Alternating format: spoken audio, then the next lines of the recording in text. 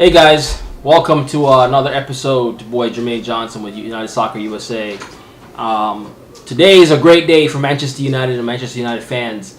You know, we beat Burnley today. This is a game that we should have played a while back, but because of the COVID protocols, this game was put off, and we played that game today. The game in hand, as they said. So it was a great win. It was a hard grind, but in the end, Manchester United were able to come up with a victory on this one. And really, guys, today's video, there's really no topics to talk about. This is a very cut and dry, plain and simple, we won the game. But because the significance of this win, and we're not going to get carried away here, but the significance of winning the game today, guys, is that the Manchester United were able to move on top of the league. And this is the first time we've been in top of the Premier League after Christmas, like in New Year's, since Alex Ferguson retired, which was after the 2012-2013 season. So that should give you some perspective of, how long it's been since Manchester United has been in these waters. These are uncharted territory for a lot of these players. As far as the team is concerned, obviously we have individual players who have won things on the team. Of course, Pogba, he's won different titles and so on. Especially when he was in Serie A with Juventus, he's won the World Cup. So they're players that has won things. A lot of these guys were on the team with Jose Mourinho years ago when they won the Europa League as well and the FA Cup. So these are not just a bunch of scrubs. A lot of these guys know what it takes to win. The manager also has been on a lot of big teams, but my issue with the manager is, and I'll talk about that here in a second. But let's get back to the win, and again the significance of the win. So again, this win put us on top of the Premier League standings for the moment. This is after 17 games, we won the game. You can predict usually when Manchester United is going to win a game just by the starting lineup. The key thing I look for is our defense. If we're playing Lindelof in the back and Maguire, and there's a high probability of us losing. If you play Lindelof and Maguire in our back, as center back pairing, you're probably going to lose the game. It's just how it is. Those are the two worst center backs we have on the team. Okay, we had Chris Smallings, and they chased him off. Okay, because they glorified Lindelof and Maguire. How could Ollie, do that? But anyways, let's talk about it now. And he kept playing Lindelof, Maguire. They played him in the Champions League. We lost. We're out of the Champions League, even though we started off flying out the gate.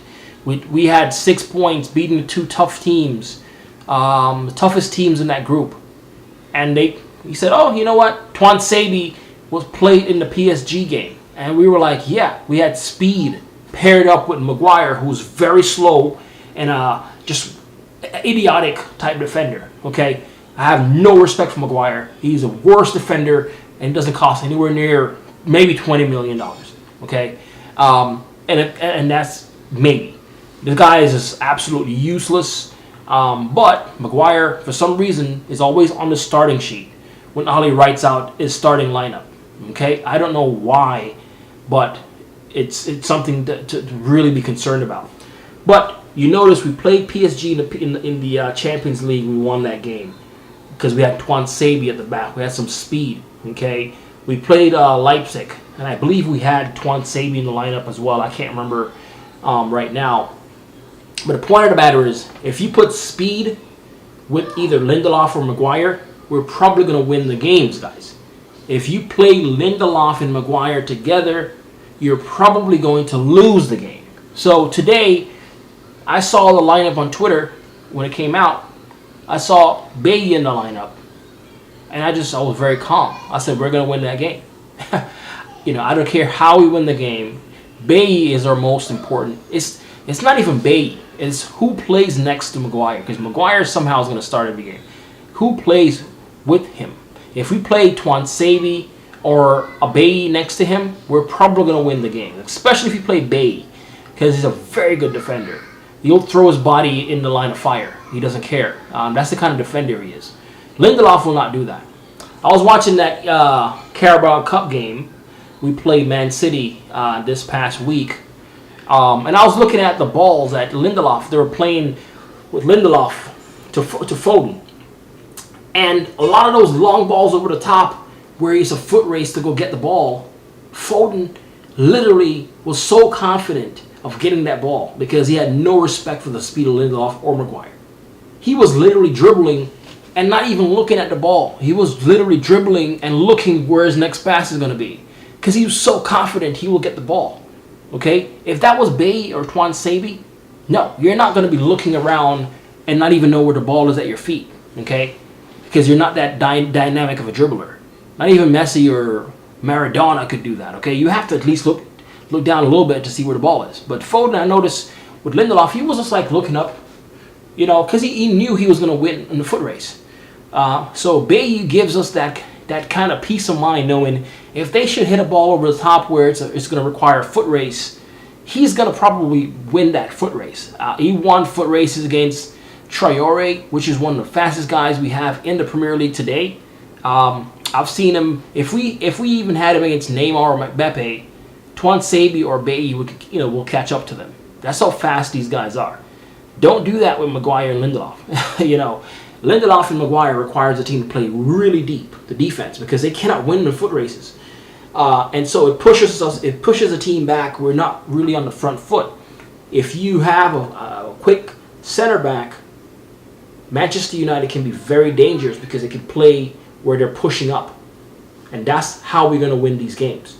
So, again, if Solskjaer uses his freaking head, I don't like this manager. I'm not going to hide from it. Unless he proves me wrong, I don't like the manager. So, my thing is, he might just go back, because our next fixture is against, let's look at Manchester United's schedule coming up here. So, we have Burnley, we played Burnley today, and then Sunday we have Liverpool, okay? It's going to be very, very interesting to see what lineup he puts out for this game. If he comes with the same team we had today or similar team, maybe he can swap out Matic for Fred to give us some more energy in there. Or he can maybe say, let's go with a Matic, Pogba, and a Fred, and maybe take out one of those front players, maybe Martial or something. Change it up a little bit, and still put like Cavani and Rashford up there. We can win that game and keep Bayi at the back and so on and so forth. We can win, right? But if he comes back and say, "Oh no, I'm gonna," how he is. No, I'm gonna go back with my old team and the boys, and he talks. Dude, I can't stand Ollie. I just can't stand it, man. But if he goes with Lindelof and Maguire, mark my words, we're gonna lose the game versus Liverpool. We're gonna be leveled on points at the top, and they're gonna go ahead of us with goal difference. It's just gonna happen. Mark my words. But if we go with Bayi or Twansabi at the back to pair up with either Lindelof or Maguire, I'm not going to put Maguire in the starting lineup. He's not a freaking Superman to me. But if we replace him with either Lindelof or Maguire, either or, we will win the game. Bottom line. Okay? So, guys, that's it for today. It's a really short video. Cut to the point here. Cut and dry. We're grateful, man. We're in the league. We're in the lead. We're leading the league after 17 games. But we're not going to get carried away with this. We totally understand that there's a long way to go before anything is settled. I was very happy also to see Sheffield United win their game. I thought that was pretty cool.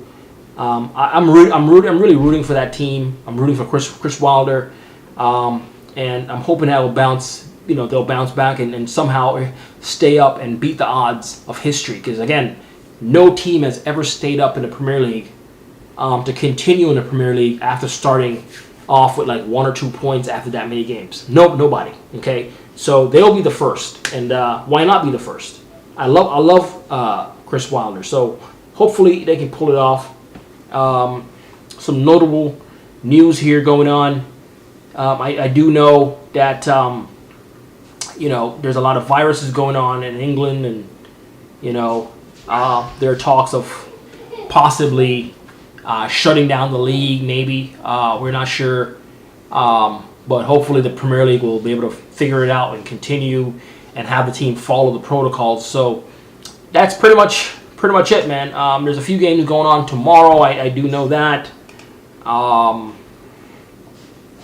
And I'll keep you guys posted as far as what's going on. But again, this is Manchester United fan channel, so we're focused on us, right? So United Soccer USA, guys, it's been a pleasure. Again, Manchester United have won their game 1-0 versus Burnley, courtesy of a massive, really critical goal from Paul Pogba to give us that 1-0 lead and the 3 points in the end. As a result of that goal and that win, we're now 3 points ahead of Liverpool. So it's pretty cool, guys. So thank you, guys. Really appreciate it. This is Jermaine Johnson. You probably hear some background noise. My little daughter out there trying to burst into the room. So that's what you're hearing in the background. So again, it's your boy Jay, man, with United Soccer USA. And I'll talk to you guys later, right? Peace out.